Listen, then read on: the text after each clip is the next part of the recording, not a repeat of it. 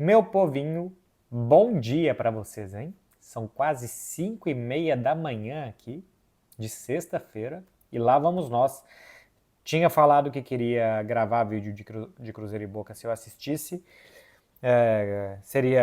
Faria o vídeo Cruzeiro tivesse ganhado, perdido, empatado, porque eu sei que tem muita gente aqui que me acompanha, que gosta do trabalho, que gosta também dos vídeos do Cruzeiro, que acompanhava o Cruzeiro visto de fora, o projeto dentro do Cruzeiro do ano passado, e eu também gravava, ganhasse, perdesse, empatasse. Então, o resultado não muda. Eu vou começar o vídeo contando uma historinha para vocês. Hoje eu voltei a correr. Tinha 50 dias que eu não corria, porque eu operei os olhos e tal, então tive que passar um período de repouso. E antes de eu correr, de eu parar, eu corria 10 quilômetros em 50 minutos, mais ou menos. Hoje eu corri 5 em 28 e sofrendo muito. Não consegui correr mais do que 5. Por quê? Porque quando você para de fazer uma coisa e volta a fazer depois de um tempo, é difícil você se acostumar e você ter o mesmo rendimento de antes. O que isso tem a ver com o Cruzeiro e Boca? Às 5:30 da manhã, que o Cruzeiro, eu acho que o jogo ficou tão difícil para o Cruzeiro, apesar de ter um jogador a mais, e eu acho que o Boca em muitos momentos jogou melhor do que o Cruzeiro. Os números não dão nem a sensação que o Cruzeiro teve um jogador a mais, porque o Cruzeiro está desacostumado. O Cruzeiro está sem ritmo de competições sul-americanas, essas grandes noites, as noites de Copa, os grandes adversários, as grandes camisas na frente dele, porque o time foi pro inferno, né? O Cruzeiro, o clube, foi pro inferno, passou 3 anos lá e agora tá voltando. Agora tá colocando a cabeça de novo para cima da terra e tá se reacostumando a frequentar lugares que fizeram a história desse clube, que são as grandes noites, que é a La Bestia Negra, que é os adversários irem até Belo Horizonte, até o Mineirão e sofrerem, que é o Cruzeiro ir a campos dos adversários e fazerem eles sofrer. Então o Cruzeiro está voltando a pisar nesses lugares, mas sem ritmo. Então demora. Eu tenho certeza que se eu continuar correndo, daqui a um mês eu vou estar correndo melhor. Se o Cruzeiro continuar jogando competições, mata-mata, grandes jogos, jogos sul-americanos, ele vai estar competindo melhor daqui a pouco. Já tem uma grande chance de fazer isso contra o Libertad. Pelo que eu vi, o Libertad no Campeonato Paraguaio de 6 rodadas tem 6 pontos, ganhou os 3 anteriores, né, lá, esse modelo sul-americano de apertura e clausura, então a cada 6 meses tem um campeonato, ganhou os 2 de 2023 e um de 2024, é bom o time Libertad, mas aparentemente não vive grande fase. Claro que eu não vejo o Libertad jogar nem recentemente, nem nuncamente, assim, muito, muito tempo que eu não vejo. Falei aqui, e vou repetir, eu acho que o Boca foi melhor do que o Cruzeiro nos 180 minutos. O Boca está mais acostumado, é uma grande camisa, tem alguns bons jogadores, mas simplesmente a camisa do Boca faz com que ele vá indo. Ano passado quase ganhou a Libertadores sem ganhar nenhum jogo de mata-mata, né? Chegou até assim, 90 minutos, não perdeu do Fluminense também, quase levou para os pênaltis, simplesmente empatando todos os jogos de mata-mata, em um time muito limitado, mas que tem a camisa, que isso pesa, o jeito de jogar. Assim como a gente tem, em outra medida, o Real Madrid aqui na Europa, a gente tem o Boca, por exemplo, na América do Sul, que tem uma aura, se o Boca tivesse melhores jogadores, chegaria. E mesmo com um jogador a menos, acho que se sentiu muito confortável. Acho que taticamente, assim, também não é só mística, não é só história, não é só você correr 5 ou 10 quilômetros. Acho que também tem futebol, mas o fato do Boca estar acostumado deu a ele uma vantagem que até o fato de ter um jogador a menos e ter que resistir, em um clube que adora resistir, fez com que ele não tivesse que passar nenhuma marcha diferente do carro dele. O Cruzeiro, sim, teve que acelerar demais o jogo, ou deveria acelerar um pouco mais, e ficou com medo de perder o controle do jogo, de não conseguir manejar bem o jogo como gostaria. Começando do início, a expulsão do Advíncula é justa, ajuda a atrapalhar um pouco tudo o que se pensava sobre o jogo, qualquer leitura do jogo.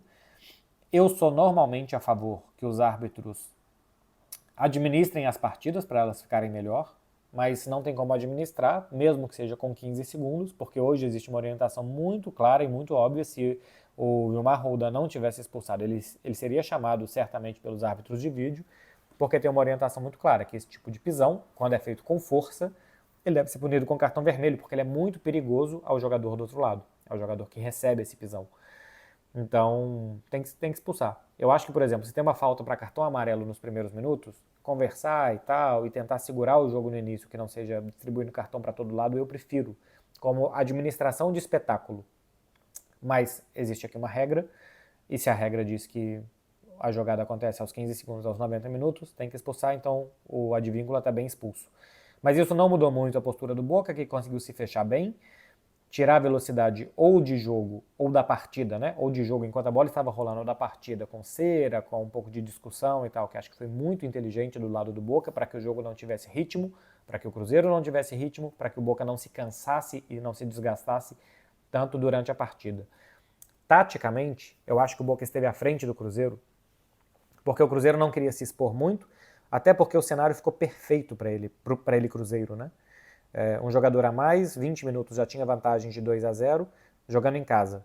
Então, o Cruzeiro realmente não queria passar uma marcha a mais, se expor mais do que fosse necessário e trazer o Boca de volta para a partida. Mas essa dúvida que o Cruzeiro teve foi justamente o que trouxe o Boca de volta para a partida. Porque o Cruzeiro não governou o jogo quase hora nenhuma. Na dúvida se apertava, se esperava, se ia para cima. O Cruzeiro tinha um tanto de dúvida. Perdão. 5h30 da manhã, gente. O Cruzeiro tinha um tanto de dúvida do que fazer. O Boca não. O Boca tinha um plano. Segurar quando o Cruzeiro tivesse a bola. De vez em quando subia para marcar, para variar um pouco. E depois que a marcação-pressão algumas vezes quase deu resultado, que a marcação-pressão não surtisse efeito, se fechar de novo, muito fechadinho na área, não deixar o Cruzeiro jogar entre linhas, proteger muito bem a área para os cruzamentos que no início estavam funcionando para o Dineno, e depois na hora de jogar com a bola no pé, acho que o Boca teve melhor estratégia. Então o Boca acho que sabia o que fazer e o Cruzeiro tinha dúvidas, porque a vantagem estava construída muito cedo, porque tinha um jogador a mais, porque precisou ser mais protagonista do que talvez pensou que seria, e acho que essas dúvidas atrapalharam o Cruzeiro. E eu acho que isso é gerado pela falta de ritmo, pela falta de estar nesses grandes jogos mais vezes. Precisa estar e voltar a estar e voltar e voltar e voltar. É assim que vai fazer o Cruzeiro voltar a ser o que era. Futebolisticamente, o Cruzeiro tem usado uma tática já nos últimos jogos, que são os dois atacantes sobem nos dois zagueiros, né, para marcar a saída de bola do adversário. Contra o Vitória até vi que os pontas subiam nos zagueiros e os atacantes fechavam por dentro. Mas não jogou com pontas, né? Jogou com Lautaro e com Dineno. Então eles subiam nos dois zagueiros do Boca. O Matheus Pereira ficava em cima do 5 do volante, que é o Paul Fernandes. O problema é que o Paul Fernandes recuava para fazer uma saída com 3 jogadores, então o Matheus Pereira muitas vezes tinha dúvida se ia até ele ou se esperava. Isso fazia com que o Boca gerasse uma vantagem de 3-2 em cima dos dois atacantes do Cruzeiro e tivesse um primeiro passe. E depois, o Boca deixava o Milton Jiménez entre os dois zagueiros do Cruzeiro, fixando eles, mas o Wallace também ficava por ali. Então, basicamente, um jogador do Boca ocupava 3 do Cruzeiro. Baixava o Zenon, baixava o Merentiel, eles se juntavam ao Blanco, que ficava muito aberto pela esquerda, ao Medina, que gestionava o jogo mais por dentro, e aí o Boca levava vantagem. E foi muito estranho ver como que com um jogador a menos o Boca conseguiu trocar passes, ter posses de bolas longas, empurrar o Cruzeiro para trás, não permitir que o Cruzeiro pressionasse, porque tinha mais certezas, melhores encaixes do que ia fazer. E aqui eu acho que tem um erro que, você pode até não estar acostumado a jogar e tal, mas esse erro futebolístico o Cruzeiro não podia ter cometido. Os encaixes tinham que ser melhores, mais claros. Acho que o time tinha que ter sido um pouco mais corajoso para atrapalhar o passe do Boca lá na frente. Eu acho que a chegada dos reforços e a entrada deles desequilibrou o time do Cruzeiro. O Matheus Henrique, que para mim fez um bom segundo tempo, até melhor do que o primeiro, e o Wallace fizeram os gols, então eles acrescentam individualmente, mas coletivamente eu acho que o time deu uma queda nas últimas semanas, tem a ver também com os adversários, jogo contra Fortaleza, Atlético, Boca, que são muito bons times, justamente no momento que os reforços chegaram, mas antes disso tinha ganhado do Botafogo também, com boa parte desses reforços em campo, né? Com Lautaro em campo, com Matheus Henrique em campo também. Enfim, é um momento de desajustes do time, mas que eu acho que foi superado futebolisticamente, de estratégia de jogo, pelo Boca, no primeiro e no segundo tempo. O final de jogo do Cruzeiro eu acho que é um pouco melhor, com o Matheus Henrique de 5. Para mim o Wallace não jogou bem, apesar do gol, o Wallace tem pouca mobilidade ali e tal. O Matheus Henrique deu mais ritmo para o time, eu acho que o Lucas Romero, quando joga nessa posição, também dá mais agilidade para o time, para sair por ali. E aí abriu o Barreal de um lado, o Arthur Gomes do outro, 2 jogadores na área. Faltou o Matheus Pereira, que não fez um bom jogo, quase fez um golaço, mas de novo não fez um bom jogo. Que ele se aproximasse mais dos atacantes, que o Cruzeiro entrasse com mais gente na área. Quando fosse cruzar pela direita com o William ou com o Arthur Gomes, que do outro lado o Barreal fechasse como mais um atacante. Quando o Barreal fosse cruzar, que o Arthur Gomes fechasse como mais um atacante. Mais gente na área gera mais dúvida no adversário. E o Cruzeiro em nenhum momento gerou dúvidas no Boca. Quase nenhum momento do jogo o Cruzeiro gerou dúvida no Boca. porque ficou nessa de administrar, de não tentar tanto, de um jogador a mais, em algum momento vai sair, em algum momento vai acontecer, e quase que o que aconteceu foi o gol do Boca nos acréscimos do segundo tempo. Teve muitas dúvidas futebolísticas do que fazer o Cruzeiro, eu acho isso muito negativo, porque outra coisa é que você perca a cabeça, um jogador expulso e tal, sei lá, alguma coisa dessa falta de costume de estar nesses grandes jogos, mas nas últimas partidas, nos jogos importantes, contra esses bons adversários, Fortaleza, Atlético e Boca, Cruzeiro acho que teve dúvidas futebolísticas, e isso acho que é negativo. Enfim, acho que uma boa tática para o jogo de hoje teria sido Matheus Pereira atrás dessas duas linhas, como ele jogou em alguns momentos do segundo tempo, porque o Boca se fechava com duas linhas bem atrás, e o Matheus Pereira mais atrás. Se ele tivesse mais aproximação, poderia fazer com que os jogadores do Boca, quando viessem pressionar, o famoso saltar, né? Quando alguém saltasse em cima do Matheus Pereira, que ele conseguisse fazer a aproximação em tabelas para levar vantagem e abrir um espaço para ele jogar ou para ele fazer alguns lançamentos. Acho que o Cruzeiro se precipitou com cruzamentos na área com pouca gente lá, com cruzamentos que a jogada tinha que ser mais trabalhada. Eu já falei isso num vídeo da semana passada. Tenho a sensação que o Cruzeiro está pouco trabalhado. Está muito apressado, está querendo resolver logo as jogadas. Eu repito, a saída do Lucas Silva tira do Cruzeiro pausa. O time está muito acelerado, o time não tem pausa, não gira a bola de um lado para o outro, não tem aproximações para sair jogando. Por mais que eu entenda as críticas ao Lucas Silva, de que não está rápido, de que o time com ele precisa de jogar numa rotação um pouco menor no meio campo, porque ele não consegue fazer grandes perseguições, né, pelo corpo, pela composição física dele, não é um jogador veloz, mas eu acho que ele dá essa capacidade de pausa, de domínio no meio campo que está faltando ao Cruzeiro. Apesar que os outros jogadores, o Wallace dá força, retomada de bola, duelos aéreos, Matheus Henrique chegar à frente, mais velocidade, mas falta o que era muito importante que esse time tinha, que me fazia dar a sensação que esse time era muito bem trabalhado, para sair jogando com bola no pé, para dominar meio campo, que é pausa. Falta timing ao Cruzeiro. Enfim, classificou, né? Classificou, então, no final das contas, deu certo, 2-1. O Cruzeiro foi para os pênaltis. O Matheus Pereira não bateu pênalti. Eu acho que se ele não é um grande batedor, ele não deve bater. Começou o William batendo, é o melhor batedor. Os pênaltis foram os 5 maravilhosamente bem batidos, e os do Boca, 4 também, né? Todos os pênaltis foram muito bem batidos, tirando o do Merentiel, que acabou errando. Então, acho que as críticas ao Matheus Pereira valem em bola rolando. Nos pênaltis, ele não é um grande cobrador. Se tem outros 5 jogadores antes que batem melhor do que ele, o fato dele ser o 10, dele ser o melhor jogador do time, não deve obrigá-lo a simplesmente por isso ter uma posição hierárquica de cobrança de pênalti. Se ele faz muitas coisas bem, mas bater pênalti não é uma delas, ele não deve bater pênalti. Então, acho que acerta. Não sei nem se foi esse o motivo, tá? Não sei se ele estava machucado, se ele não estava bem, se tinha alguma coisa que impedisse. Mas se não bate bem, acho que realmente não tem que bater. Porque depois, quando perde, se tivesse perdido, tem certeza que ia falar, pô, o camisa 10 não puxou a responsabilidade. Então, estou falando já que classificou que se o 10 não é um grande batedor, o 10 não deve bater. Simples assim. E os outros bateram muito bem, então se classificou. Para a torcida estar muito feliz, tá? Eu sei que assim, o vídeo é crítico, né?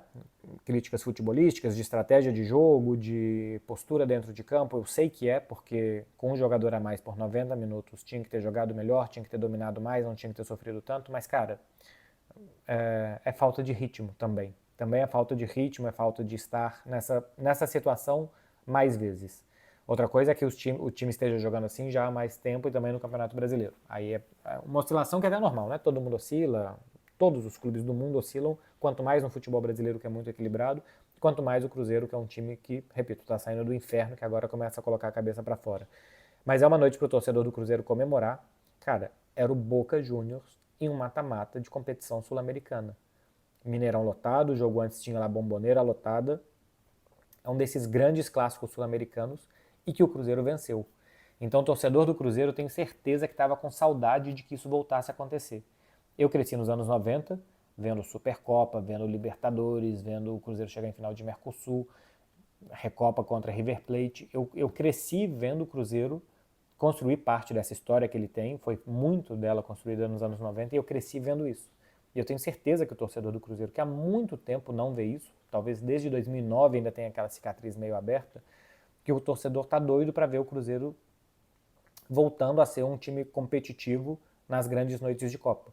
E quando você elimina o Boca, Tudo bem que não foi jogando o melhor futebol do planeta, que teve falhas, que o time tem que melhorar, mas quando você elimina o Boca, é para comemorar, é para ficar muito feliz, é para realmente celebrar uma dessas noites que há muito tempo o torcedor do Cruzeiro não tinha.